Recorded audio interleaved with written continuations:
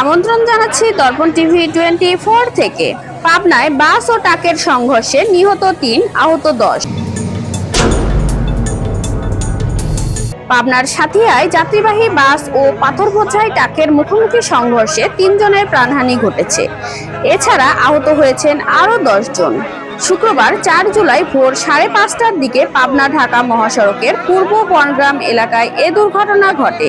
জানা গেছে, নারায়ণগঞ্জ থেকে পাবনাগামী পাবনা এক্সপ্রেস নামের যাত্রীবাহী একটি বাস ভোর 5:30টার দিকে পাবনা ঢাকা মহাসড়কের সাথিয়া উপজেলার পূর্ব বনগ্রাম এলাকায় পৌঁছালে সোনা মসজিদ থেকে আসা পাথর বোঝাই ট্রাকের সঙ্গে সংঘর্ষের ঘটনা ঘটে। বাস চালকের ঘুমন্ত অবস্থার কারণে এ দুর্ঘটনা ঘটে বলে অভিযোগ যাত্রীদের। ঘটনার পর হাইওয়ে থানা পুলিশে খবর দিলে পুলিশ এসে নিহতদের উদ্ধার করে স্বজনদের কাছে বুঝিয়ে দেন। আহতদের পাবনা জেনারেল হাসপাতালে ভর্তি করা হয়েছে।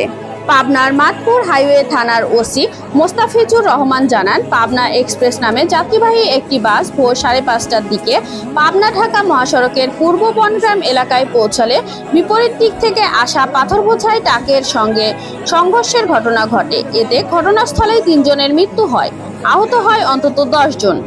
নিহতদের মধ্যে 2 জনের পরিচয় পাওয়া গেছে।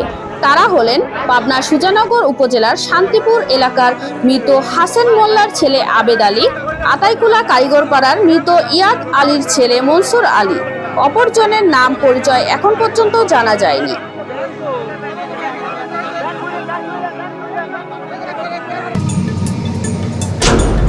দর্শক, এতক্ষণ দর্পণ টিভি 24 এর সাথে থাকার জন্য ধন্যবাদ।